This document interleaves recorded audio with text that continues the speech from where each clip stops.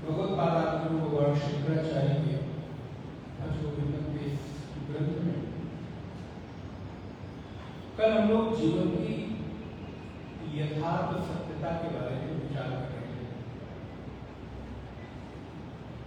कि जीवन किन मूल्यों के ऊपर टिका हुआ है, जीवन का आधार क्या है। जीवन में धन की शक्ति एक बहुत बड़ी शक्ति है, इसको चाहकर भी हम झुठला नहीं सकते।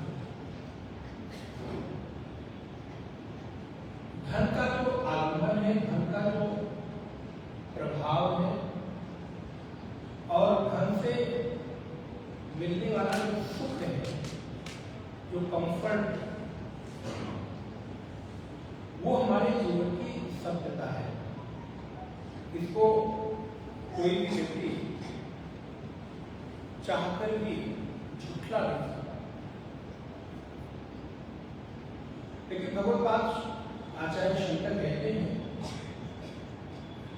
कि जीवन में ये भी देखा गया है कि जब तक आपके पास धन की शक्ति है, तब तक लोगों का व्यवहार आपके साथ एक दूसरे तरह का होता है, और जिस समय आपके पास अभाव होता है, कमी होती है और किसी दूसरे के ऊपर आप आश्रित होते हैं अथवा निर्भर होते हैं, उस समय लोगों का व्यवहार आपके साथ बिल्कुल अलग हो जाता है। ये शायद कहने की जरूरत नहीं, आप लोगों को अनुभव भी होगा। जीवन में धन होना अत्यंत आवश्यक है, और मैं आपको निवेदन करूं, हमारे शास्त्र कभी भी गरीबी का महिमा वर्णन नहीं करते, और गरीब होना, निर्धन होना आध्यात्मिकता का पैमाना कभी भी नहीं हो सकता। यदि निर्धनता, अभाव पूर्ण जीवन यदि आध्यात्मिकता का पैमाना होता, तो मुझे लगता है कि सबसे अधिक आध्यात्मिक लोग हमारे आसपास हमेशा दिखाई देते हैं।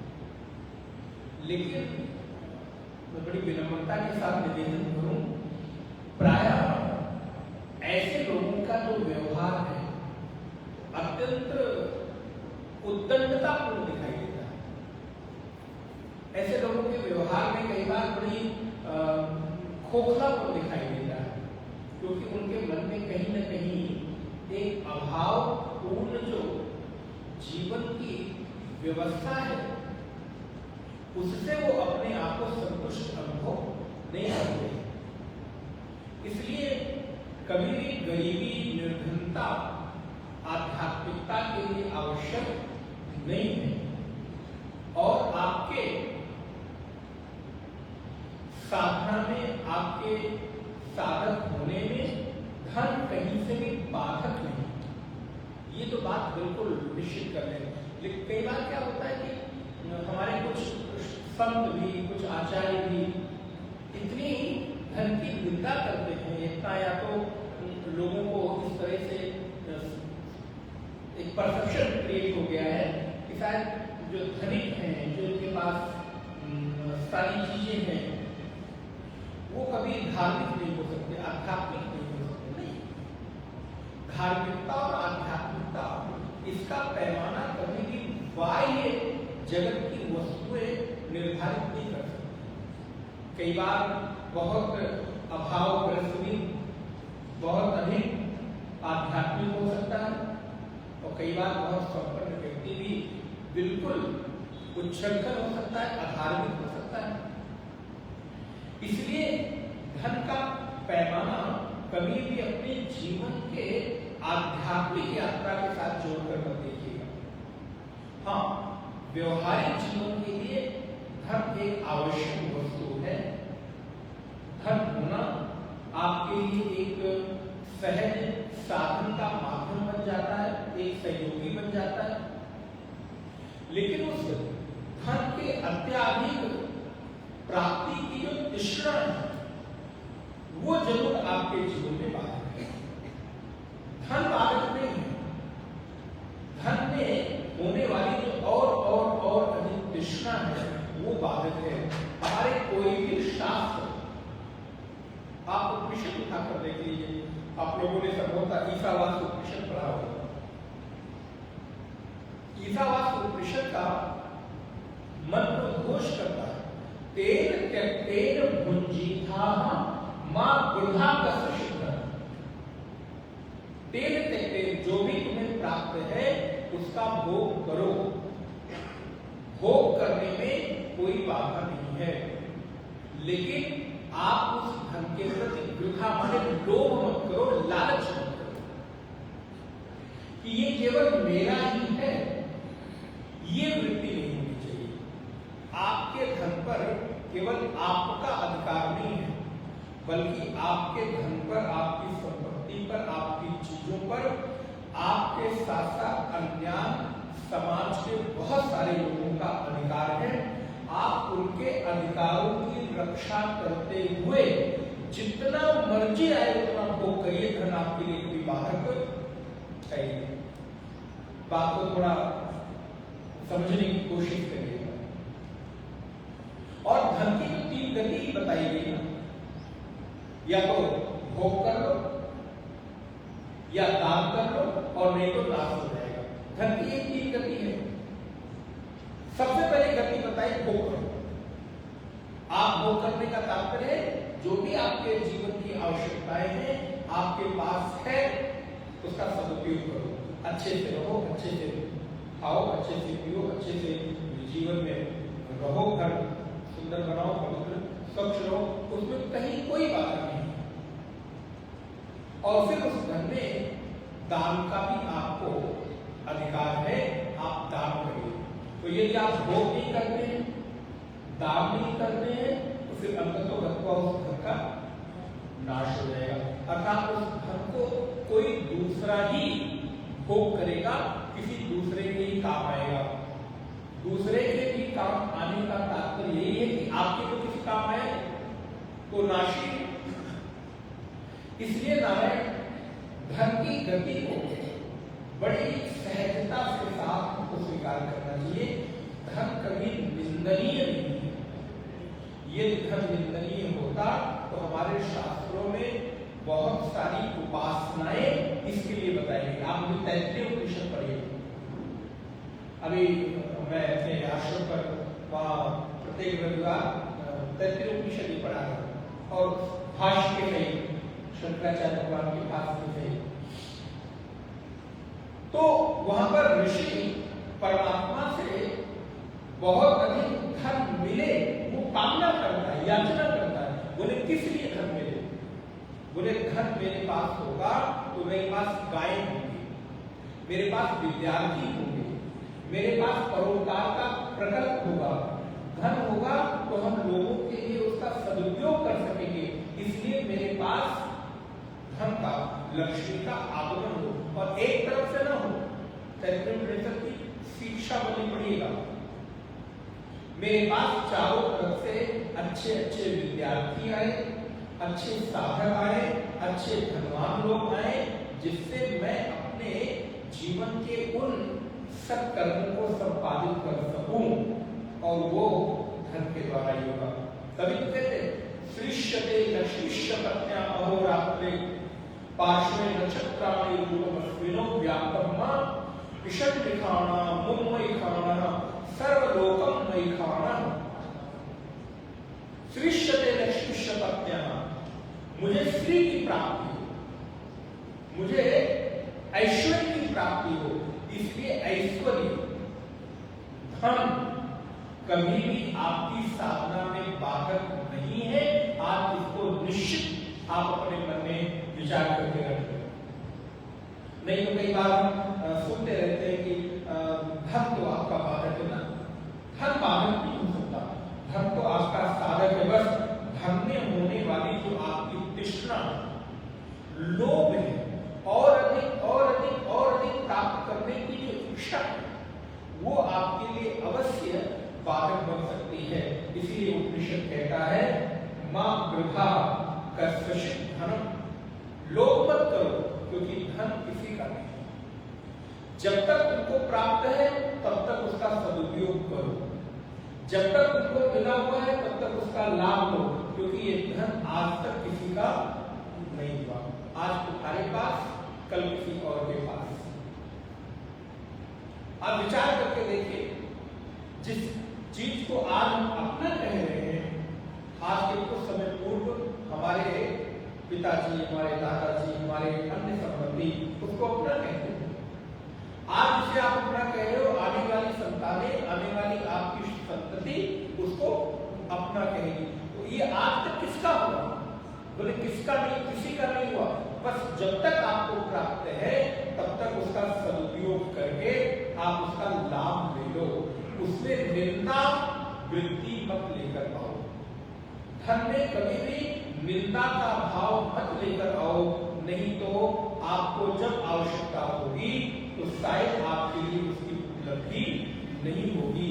इसलिए भगवत पाद शंकराचार्य कहते हैं यावत वित्तोपार्जन सकता, जब तक आपके पास वित्त धन उपार्जन करने की सामर्थ्य है तब तक तो ऐसा देखने को मिलता है कि हम लोगों के लिए कुछ विशेष होते हैं, लोगों के लिए कुछ खास होते हैं। लेकिन जिस समय हमारे पास धन का अभाव है, ऐश्वर्य का अभाव है, संपत्ति का अभाव है, लोगों का व्यवहार हमारे साथ बदल जाता है। इसलिए धनवान बनो, ऐश्वर्यवान बनो, उसके लिए आपको परिश्रम उद्यम करना पड़े तो करिए। ये उपनिषद आपको आदेश करता है ईशावास्यमिदं सर्वं यत् किंच जगत्याम जगत तेन त्यक्तेन भुंजीथा। इतनी खूबसूरत पंक्ति है ना, जीवन को व्याख्यायित करते हुए कि अगर समझ में आ जाए तो आप आनंद से विभोर हो जाए। आप सोचिए कितना क्लासिकल दृष्टांत दिया कि तेन त्यक्तेन भुंजीथा, भोग करो लेकिन प्यार पूर्वक भोग करो। आप विचार करके देखो आपके संसार में रहने के लिए इससे बेहतर सूत्र क्या हो सकता है? किसी चीज के भोग के लिए, किसी चीज के उपयोग के लिए, किसी चीज को जीवन में पाने के लिए आपको मना नहीं किया गया। बस एक चीज रहे, भोग करना है लेकिन प्यार। अच्छा, प्यार पूर्वक किए गए भोग में कभी आसक्ति हो सकती है क्या? एक छोटा सा उदाहरण देते हैं। आप सब लोग घूमने जाते ही होंगे, कहीं टूर पे, कहीं देश विदेश, हर जगह जाते होंगे, और सभी लोग अपनी अपनी सामर्थ्य के अनुसार या अपनी अपनी जरूरत के अनुसार, सामर्थ्य तो नहीं हो, जरूरत के अनुसार आप कहीं ना कहीं अपने रहने की व्यवस्था करते हो, 5 स्टार, 6 स्टार या और भी उससे अधिक। हमारे गुरुदेव तो कहते थे, एक बार गुरुदेव कहीं या यज्ञ के लिए जैसे हम लोग जाते हैं तो पूछा गया, क्योंकि गुरुदेव का तो फ्रेम कितना बड़ा था, तो लोगों ने पूछा गुरुदेव आप के रहने की व्यवस्था कहाँ करूं? कौन किस स्टार होटल में आप रहना पसंद करते हैं, आप कहाँ रहते हैं? बोले मैं तो मिलियन स्टार होटल में रहता हूँ। उनको लगा अरे ये तो मैं पहली बार एक कौन सा ब्रांड है मैंने सुना ही नहीं। बोले सिर ऊपर करो, आसमान में देखो कितने तारे दिखाई दे रहे, कितने स्टार दिखाई दे रहे। उन सारे स्टार के नीचे मैं रहता हूँ, मैं किसी 5 स्टार में।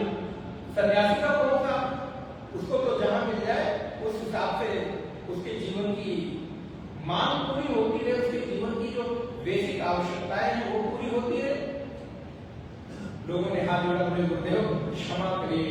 तो तात्पर्य क्या है कि आप जब कभी कहीं घूमने गए तो आप अपनी आवश्यकता और अपने सामर्थ्य के अनुसार 5 स्टार, 7 स्टार, 2 स्टार, 3 स्टार, जहां भी आप रुकते हैं, वहां रुकने में आपको किसी सुविधा की कमी महसूस नहीं होगी, सारी सुविधाएं आपको रहेंगी। कमरे का सुंदर वातावरण, साफ सुथरा बिस्तर, व्यवस्था, भोजन आदि की जरूरत, एक घंटी आपने बजाई और सामने व्यक्ति आपकी आवश्यकता के अनुरूप खाने की वस्तु लेके खड़ा होगा। अच्छा, वहां रहते हुए, इतनी सुविधा में रहते हुए, इतने कंफर्ट में रहते हुए आपके मन में क्या विचार चलता रहता है? ये बोली अपना,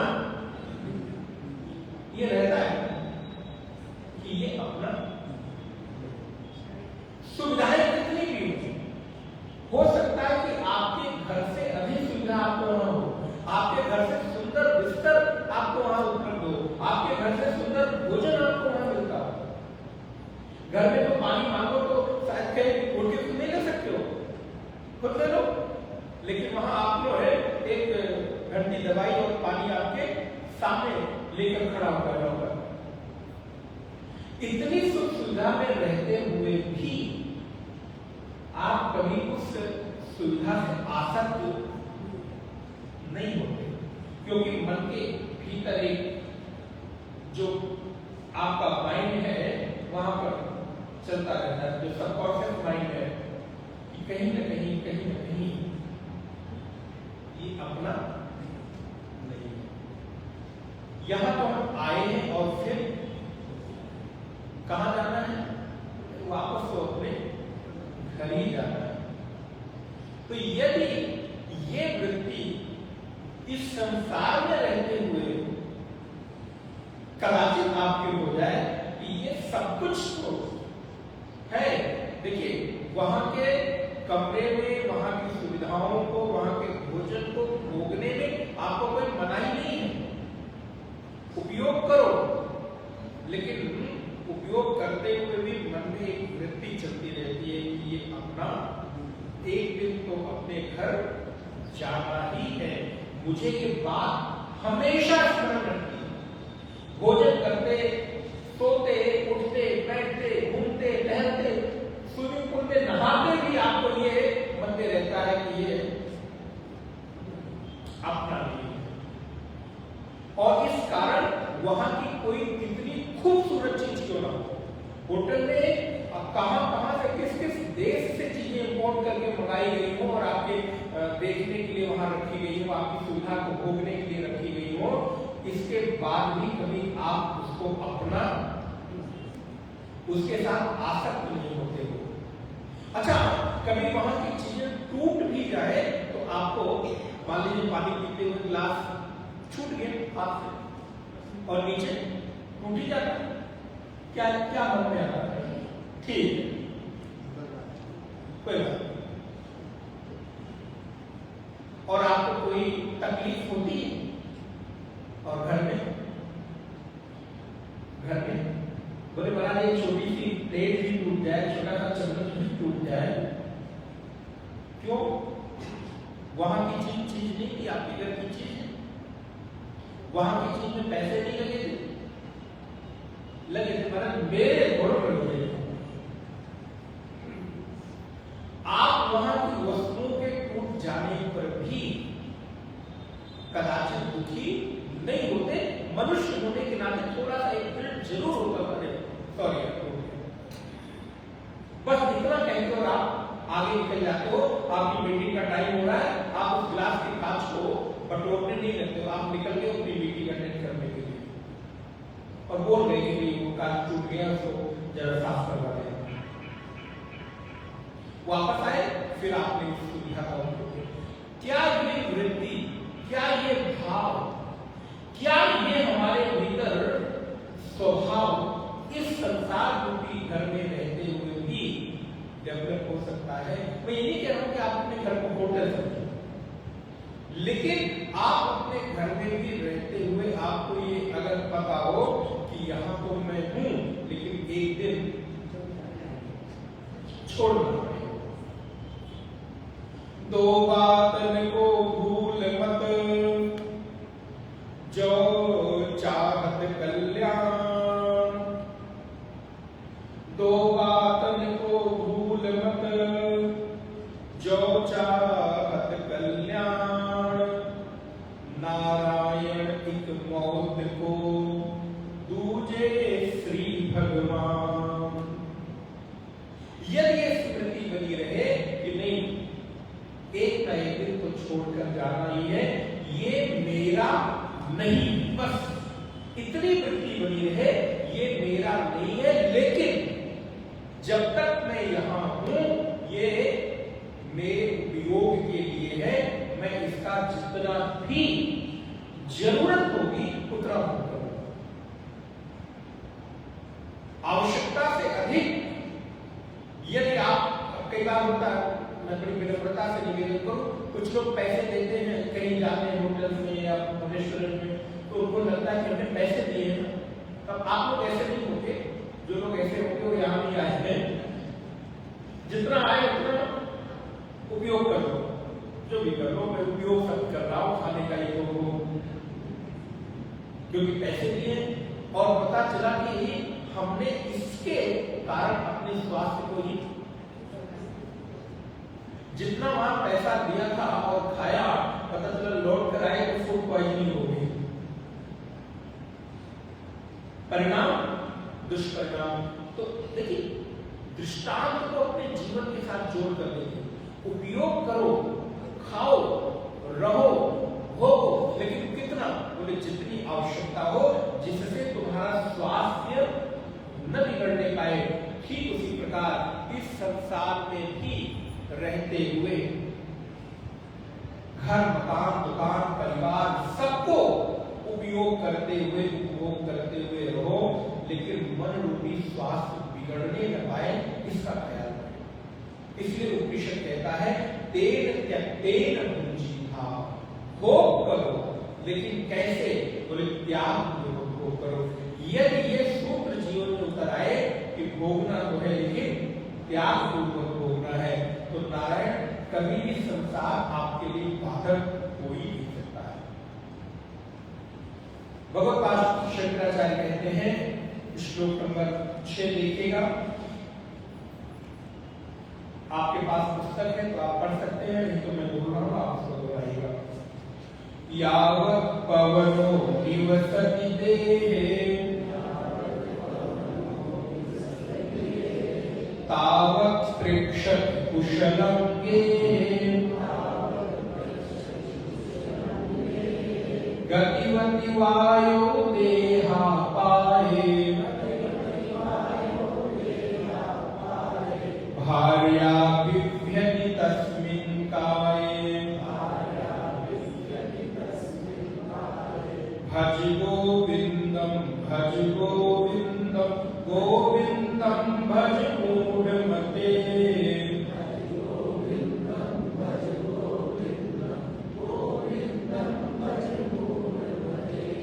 गोविंदम भज मूढ़मते।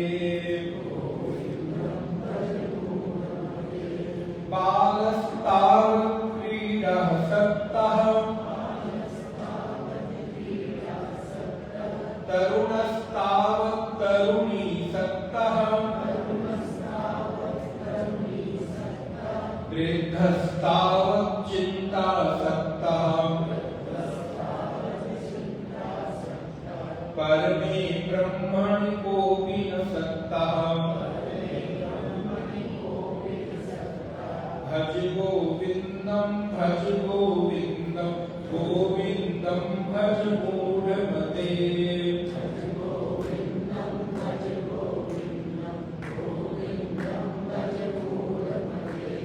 गोविंदम भज मूढ़मते।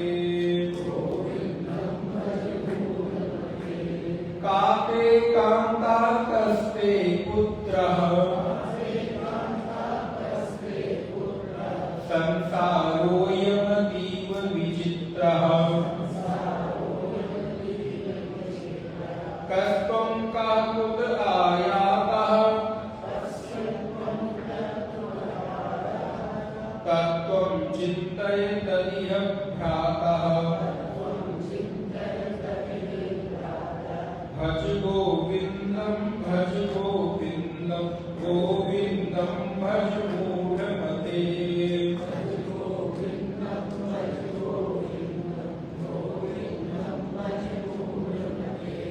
गोविंदम भज मूढ़मते।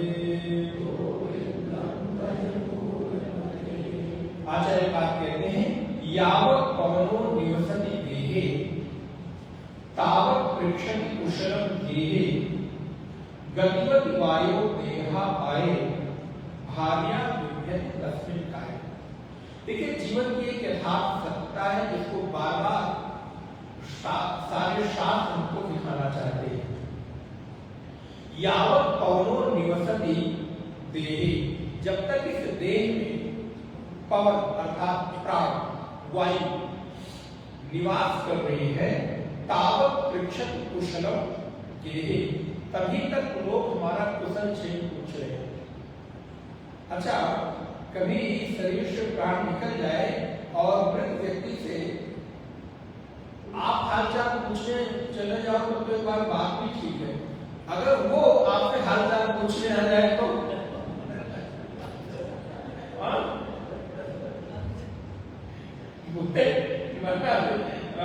क्षमा करिए, मैं अभी सबसे कॉल से बाहर निकल रहा हूँ, ऐसी बात तुमको कह रहे। अच्छा ये बताओ, जो व्यक्ति जिस समय जीवित था, जिस समय वो कुछ कर सकता था, हाथ पैर चला सकता था, तब तो आप उससे डरे नहीं। जब वो कुछ कर नहीं सकता तो क्यों डर रहे हो? लेकिन हम लोग कितने उल्टे व्यक्ति हैं। बोले महाराज मैं तो हालचाल पूछूं, ठीक है, वो पूछने ना आए नहीं तो फिर पता चला कि हम किसी के लायक बचेंगे ही नहीं। तो भगवत पाद कहते हैं यावत् पवनो निवसति देहे तावत् पृच्छति कुशलम देहे, तभी तक लोग हमारा कुशल क्षेम पूछते हैं, हाय हेलो कैसे हो। बोले महाराज सब पूछते कैसे हो, तो जैसे भी हो लेकिन बोलना पड़ता है कि हम अरे मेरे अंदर से पूछो कि हम कैसे हैं। लेकिन ये हमें लगता है प्रचलन चल पड़ा, कैसे हैं ठीक है, पूछने वाला भी जान रहा है और बताने वाला भी जान रहा है कि सामने से यही पूछा जाएगा और हमको उत्तर भी यही देना है। तो रटे रटाए प्रश्न भी है और रटे रटाए उत्तर भी है। बोले कभी पास आकर बैठो तो बताए कि हमारा हाल क्या है। अब आप लोग जानते हैं उसको मैं क्या बताऊं, गीत है ना, गा लीजिएगा, आप घर में गाइएगा। तो गतिवति वायो देहा पाए भार्या विभ्यति तस्मिन् काये।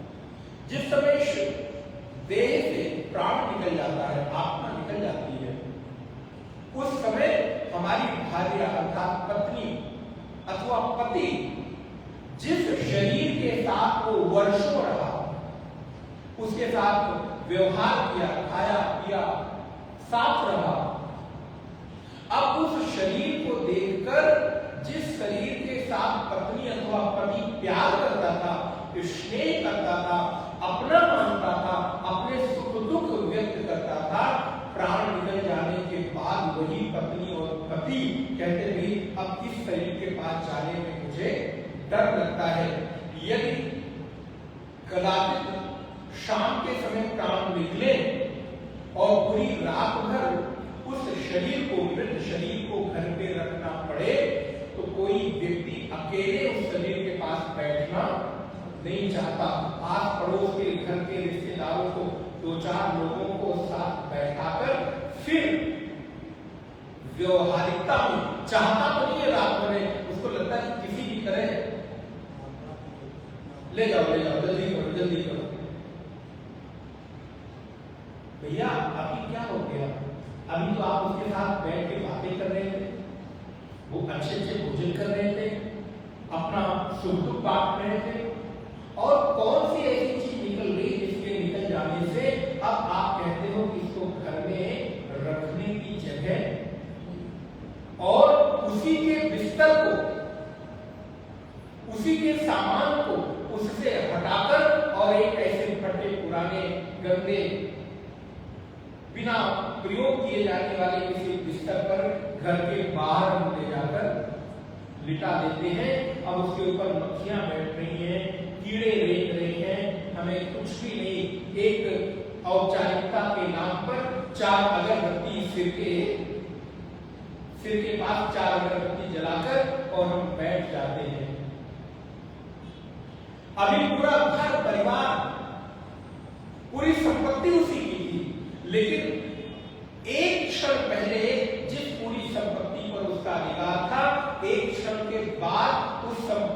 को तो छोड़ो, घर के एक सुंदर बिस्तर तक उसके भाग्य में नहीं आता, और एक पुराना फटा कंबल चादर उस पर हम बिछा कर और उसको लिटा देते।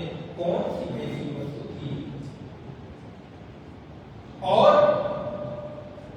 इतना ही नहीं, घर परिवार के लोग भी कहते हैं जल्दी करो, यहां से लेकर जाओ, क्योंकि अब इसको देखकर डर लग रहा है।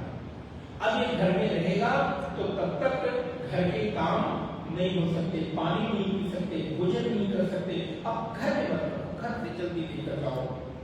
ये कौन हो गया? बोले अभी मुर्दा हो गया है, अब ये मृत हो गया है, अब ये लाश हो गई है, अब ये मिट्टी हो गई है। अभी तक ये जीवित शरीर था, अभी तक ये राम श्याम मोहन गणेश थे, लेकिन अब बोले अब ये इनका कोई नाम नहीं रहा, इनका नाम खो गया, रूप हो गया, इनके सारे अधिकार मिट गए।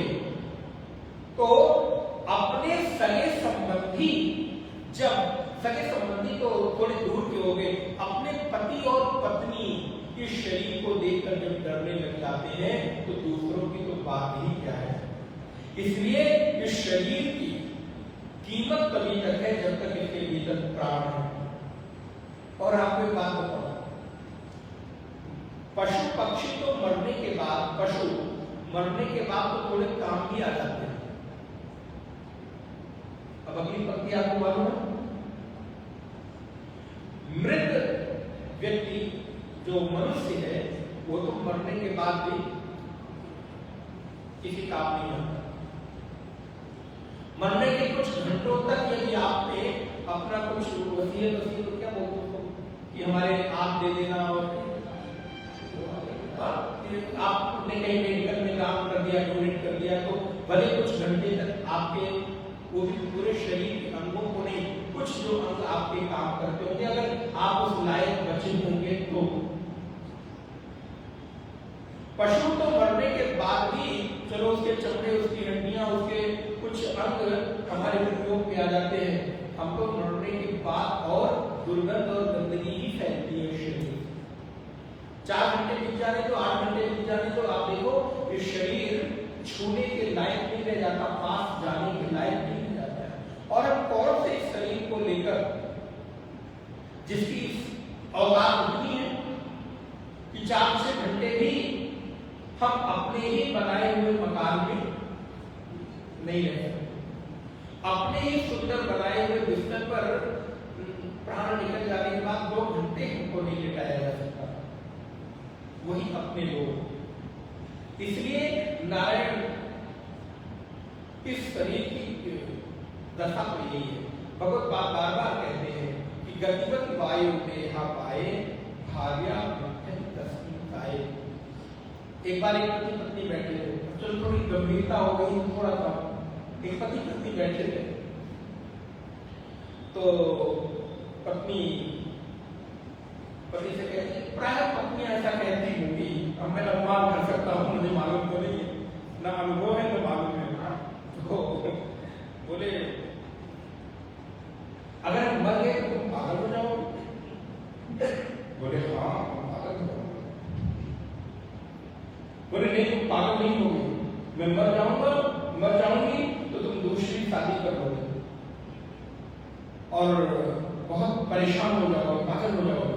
तो पति कहता हाँ पागल तो हो जाऊंगा, लेकिन इतना पागल नहीं होगा कि दोबारा शादी करूंगा। पागल तो होगा, परेशान तो होगा, लेकिन अब दोबारा शादी करूं इतने भी हम पागल नहीं होंगे, क्योंकि एक बार करके तो बोले महाराज गतिपति बातों दे रहा पाए, भार्या विवेक दर्शन गाए। जिसके साथ हम इतने प्रेम और आनंद के साथ हैं, वो भी 2-4 घंटे भी मुझे अपने पास ही रहने देती। जिसके गले लगकर हम अपने सुख और दुख की सहानुभूति देते थे, अब अगर कोई कहे कि आप इसके साथ थोड़ी देर एकांतिक क्षण बिता दो, तो नारायण नहीं, अब तो किसी को साथ बैठने दो। 2 3 4 लोग बैठेंगे तो ही मैं रात तक बैठ सकती हूँ औपचारिकता में। या पति की भी स्थिति यही है। तो इसलिए इस शरीर की उपयोगिता तभी तक है जब तक प्राण है, और जब तक प्राण है तब तक इसका जितना सदुपयोग साधन भजन में कर सकते हैं उतना हमको कर देना चाहिए। भगवत बात कहते हैं, मैं थोड़ा आगे बढ़ जाऊं क्योंकि ग्रंथ बहुत बड़ा है, समय कम है। बालस तावत क्रीड़ा सकता, तरुणस तावत तरुणी सकता। बालस तावत क्रीड़ा सकता, हमारे जीवन की 3 अवस्थाओं के बारे में यहां बताया, बाल्यावस्था, युवावस्था और वृद्धावस्था। 3 अवस्थाओं में हमारी स्थिति क्या है? बोले बालक की जो नैसर्गिक स्वाभाविक इच्छा है क्रीड़ा में, खेल में। बच्चों को आप खेलने से मना करो तो आप देखिए, तो नारायण हमारी जो युवा बाल्यावस्था है वो खेल में बीत गई, और जब थोड़े बड़े हुए, युवान हुए, जवान हुए, युवा हुए, तब बोले तरुण तावत तरुणी सकता। तरुण का तरुणी में, युवा का युवती में आसक्ति हो जाती है, अर्थात वासना और कामना में समय बीत जाता है। तो बाल्यावस्था खेल में और युवा अवस्था परस्पर एक दूसरे के आकर्षण में, वासना में, कामना में बीत जाता है। और बोले महाराज जब थोड़ी अवस्था धीरे धीरे करने लगी तो वृद्धस्तावत चिंता सकता। जो वृद्ध है अब उसका समय किसमें बीत रहा है? बोले चिंता। जीवन कैसे बीतेगा, समय कैसे बीतेगा, क्या करूं, कैसे करूं। इसलिए 3 अवस्थाएं हमारी हैं, और जीवन खेल में, क्रीड़ा में, वासना में और चिंता में, इसमें बीत जाता है। आप विचार करके देखो आपके जीवन के कितने घंटे व्यर्थ व्यतीत होते हैं। जीवन की आधी उम्र तो सोने में बीतती है, यदि अच्छी नींद आती हो तो। जीवन की आधी उम्र निद्रा में बीत जाती है, थोड़ा समय भोजन में बीत जाता है, थोड़ा समय दिनचर्या व्यतीत करने में बीत जाती है, थोड़ा समय नाते रिश्तेदारी और सगे संबंधियों के निर्वहन में बीत जाती है। ले लेकर के थोड़ा बहुत समय बचा, बोले घर परिवार चलाने के लिए कुछ काम करने में बीत जाता है, और हमें हमारे लिए समय कितना मिलता है। इसमें से आप जिस समय में हैं आपको अपने लिए जरूर समय मिलता होगा यदि आप निकालते हो। नहीं तो आप देखिए आज के इस जीवन में कितना समय हम अपने लिए देते हैं। जीवन की दिनचर्या बिल्कुल फिक्स है, सुबह से रात तक। उसमें आप कहाँ हो? बोले महाराज हमें हमारी याद ही नहीं आती। लेकिन जब कभी किसी सत्संग में बैठे, सद्गुरु के वचन मुझे कानों में पड़े तो याद आई, बड़ी सुंदर बात कही, आज बहुत दिनों के बाद खुद से खुद की मुलाकात हुई। आज बहुत दिनों के बाद खुद से खुद की मुलाकात हुई। नहीं तो ये जीवन दूसरों से ही मिलने में बीत जाता है, और ये जीवन नारायण मुखौटे ओढ़ते ओढ़ते ही बीत जाता है। आप विचार करके देखो, आप दिन भर में कितने मुखौटे ओढ़ते हो। आपसे बड़ा ये हम लोग देखते हैं ना पिक्चरों में, उसमें कलाकार, वो तो कलाकार हैं, हम जितने लोग बैठे सारे लोग अपने जीवन में कलाकार हैं। कितना अभिनय करते हैं। जब भी अवसर मिलता है एक नया अभिनय करना प्रारंभ करते हैं, एक नया मुखौटा ओढ़ते हैं। जूनियर के सामने सीनियर का मुखौटा, सीनियर के सामने जूनियर का मुखौटा, पिता के सामने पुत्र का मुखौटा, पुत्र के सामने पिता का मुखौटा, भाई के सामने भाई का, रिश्तेदार के सामने रिश्तेदार का, चाचा मामा ताऊ, जितने सगे संबंधी हैं उतने मुखौटे अपने मुख पर ओढ़ते रहते हैं। पता चला मुखौटे ओढ़ते ओढ़ते मेरा अपना मुख कैसा है, मैं कौन हूं, उन्हें मुझे याद ही नहीं रहा, भूल गए। तो नारायण कभी ऐसा न हो कि ऐसे जीवन बीत जाए, मुझे पता ही न चले कि मैं कौन हूं।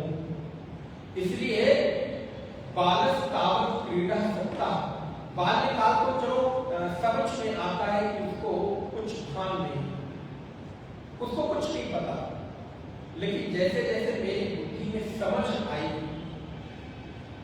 वैसे वैसे तो मुझे धीरे धीरे परमात्मा की ओर, अपने जीवन की साधना की ओर बढ़ना चाहिए। वृद्धस्तावत चिंता सकता,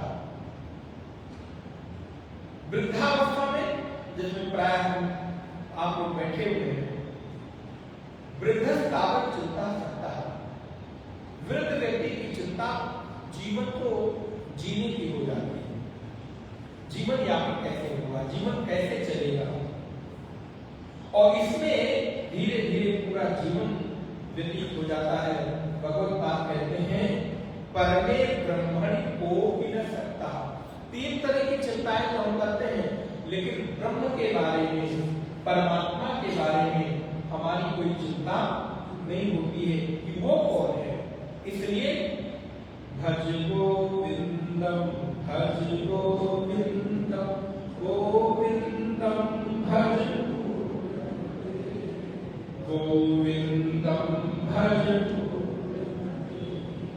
धीरे धीरे करके हम सगे संबंधियों की चिंता करते हैं और फिर हमारे जीवन के संबंधों को लेकर बहुत बात चर्चा करते हैं।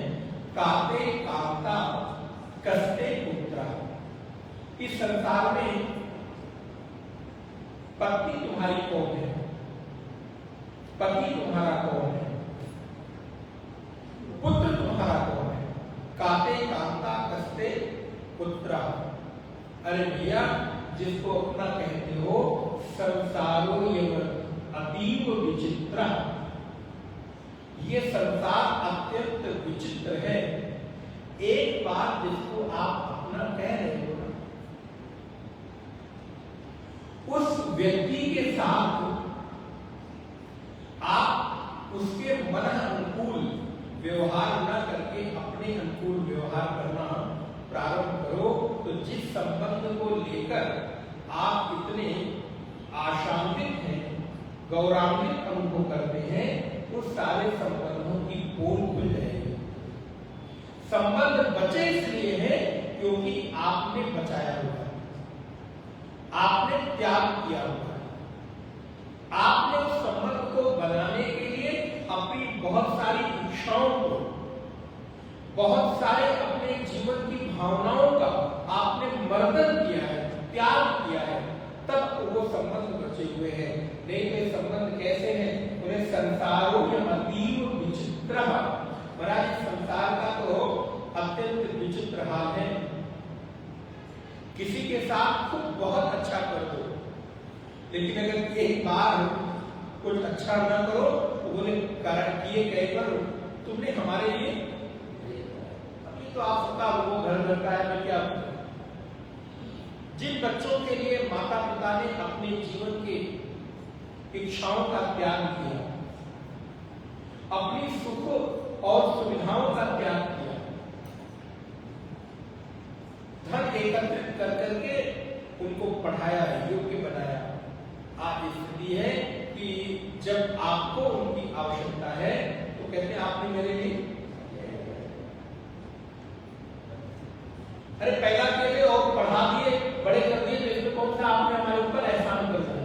पैदा किए इसलिए तुमने पढ़ाया। जब ये बात हम लोगों को आके, चूंकि आप लोग एक अच्छे साबित वक्त में जब आकर घर की बातें इस तरह करते हैं तो चित्त सुन के कितना प्रवेश हो जाता है। नारायण एक माता पिता 4 बच्चों का भरण पोषण पालन कर सकते हैं, लेकिन 4 बच्चे, आप सोचिए कितनी विचित्र, सभी के साथ ऐसी स्थिति हो नहीं, लेकिन प्रायः ऐसा है। इसलिए भगवत पाद बार बार इस जीवन पर जोर दे रहे हैं कि अपने शरीर के स्वस्थ रहते जितना साधन भजन कर सकते हो अपने लिए। अभी तक आपने जो संपत्ति एकत्रित की ना वो दूसरों के लिए थी। आप विचार करके देखो आपने अपने लिए कितना बैंक बैलेंस किया। ये बैंक में जो जमा है ना इस सब यही रह जाएगा। अब आप लोग क्या बताओ, आपने बहुत सुना है, पढ़ा है, अनुभव होगा। जाते हुए इस संसार से कोई व्यक्ति कुछ आज तक लेकर गया क्या है? हमारे आचार्य कहते धनानि भूमौ पतवश्च गोष्ठे। इस संसार की स्थिति क्या है? भगवत्पाद संसारोऽतीव विचित्रा। धनानि भूमौ पतवश्च गोष्ठे नारी गृहद्वार जन श्मशाने। नारी गृहद्वार जन श्मशाने देहश्चितायां परलोकमार्गे धर्मानुगो गच्छति जीव एकः। धनानि भूमौ पशवश्च गोष्ठे। आपकी धन, आपकी भूमि, आपके पशु। पहले के समय में पशु एक बड़ी संपत्ति हुआ करते थे। आज के समय में आपके महंगे ब्रांड के कोई कार उस जगह रख लो, गाड़ियां रख लो। तो धन, भूमि, पशु, संपत्ति बोले सब वहीं के वहीं रह जाने वाले हैं। और नारी गृह द्वार, नारी अर्थात पत्नी अथवा पति कहां तक साथ देंगे? बोले घर के द्वार पर।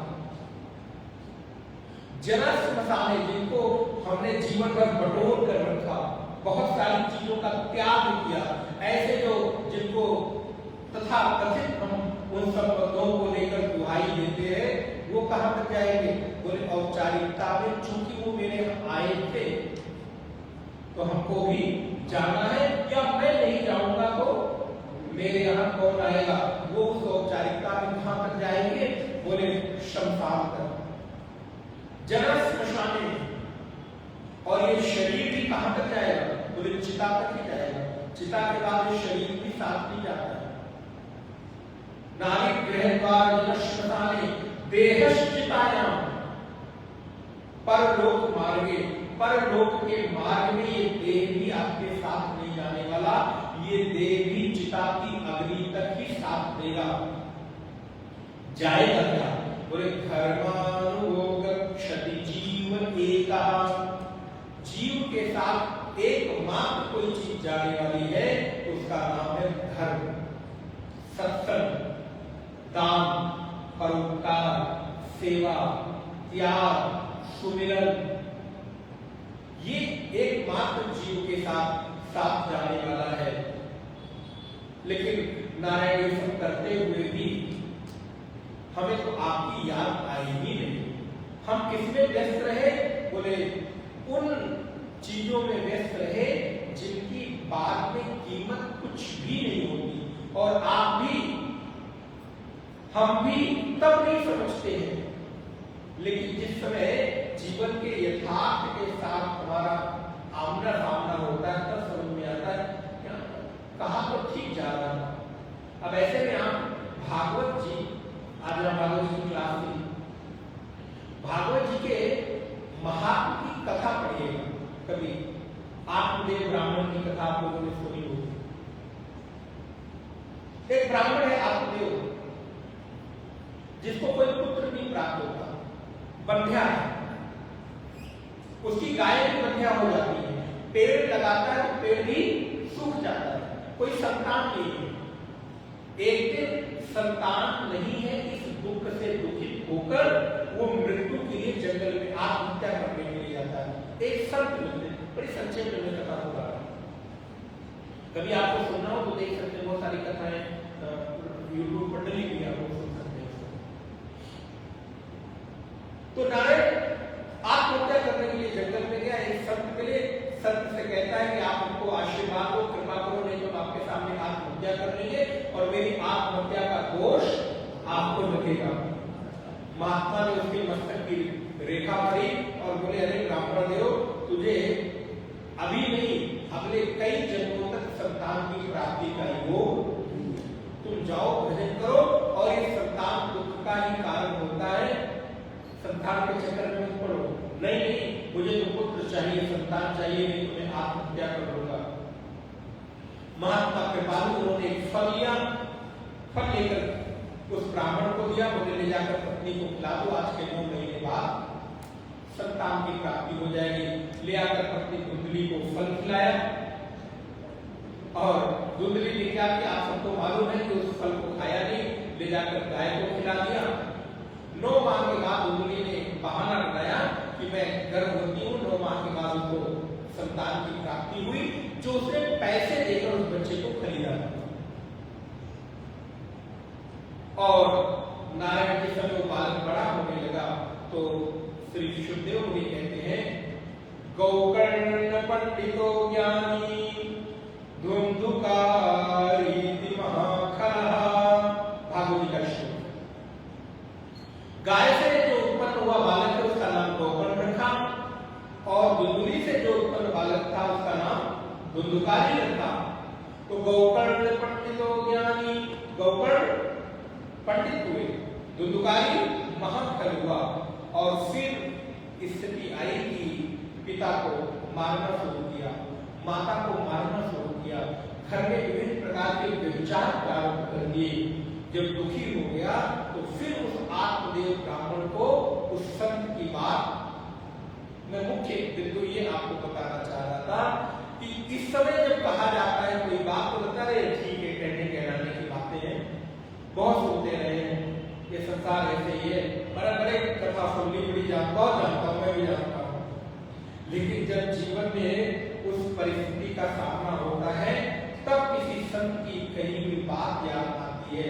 यहाँ ठीक उस समय संत ने कहा था, आत्मदेव ब्राह्मण उस संत को याद करते हैं कि यदि उस समय मैंने उस महात्मा की बात मान ली होती तो आज इस दुख से मैं दुखी नहीं होता। इसलिए नारायण सत्संग में कही गई बातें आपके जीवन की यथार्थ सत्यता है, उसको स्वीकार कर ले। यदि नहीं मान पाते हैं तो कम से कम स्वीकार तो करिए, आज नहीं तो कल कभी तो आपके जीवन में वो बात उतरेगी। इसलिए बड़ी अच्छी बात कही, मिले कोई ऐसा संत फकीर लगा दे भव दरिया के तीर। कोई संत ऐसा मिले, कोई सद्गुरु ऐसा मिले, कोई आचार्य ऐसा मिले जिसके वचनों के प्रहार से, मैं जानबूझकर शब्द प्रयोग कर रहा हूं, जिसके वचनों के प्रहार से मेरी निद्रा, मेरी तंद्रा टूटे और मैं अपने जीवन की धारा को इस ओर से इस ओर मोड़ सकूं। ध्यान रखना, मैं आपको संसार छोड़ने की बात नहीं कहता। संसार छोड़ेंगे तो संसार मन में बसा रहेगा। संसार मत छोड़ो, परमात्मा को पाने का प्रयास करो, संसार अपने आप छोड़ जाएगा। हम उल्टी दिशा में प्रयास करते हैं, हम ये छोड़ देंगे, ये छोड़ देंगे, घर से नहीं नाता रखेंगे, बच्चे से नहीं रखेंगे, इसे भैया कितना छोड़ोगे? छोड़ने के लिए तो बहुत कुछ है, छोड़ने के लिए नहीं, पाने का प्रयत्न करो। जब पाने का प्रयत्न करोगे तो ये संसार अपने आप छूट जाएगा। जब आपके हाथ में हीरे जवाहरात आ जाएंगे तो हाथ में रखा हुआ कंकड़ पत्थर ही अपने आप छूट जाएगा। और जब ये कंकड़ पत्थर रूपी संसार छूटेगा तो इसकी कभी याद होगी, लेकिन आपके हाथ में आया कुछ नहीं और जो हाथ में था वो भी आपने छोड़ दिया। तो छोड़कर जब बैठोगे ना तो इसकी याद आपको सताएगी, इसकी भी याद आएगी। इसलिए छोड़ो मत, पकड़ने की कोशिश करो, ये अपने आप छूट जाएगा। बड़ी अच्छी बात कही, मुद्दते गुजरी तेरी याद न आई। हम जीवन में मुद्दत में होता बहुत लंबा समय अंतराल, मुद्दते गुजरी तेरी याद भी न आई। ऐसा भी नहीं है कि हम तुझे भूल गए। ध्यान रखिएगा, समय बीत गया, हम तुम्हें याद नहीं किए, लेकिन दूसरी तरफ ये भी है कि मैं तुम्हें भूल भी गया हूं, ऐसी भी बात नहीं है। मैं लेकिन याद किस रूप में रखता हूँ? बोले जब जरूरत पड़ी तो थोड़ी देर के लिए याद कर लिया और फिर अपने अन्य कार्यों में व्यस्त हो गए। इसलिए भगवत बार बार कहते हैं भज गोविंदम भज गोविंदम गोविंदम भज गोविंदम भज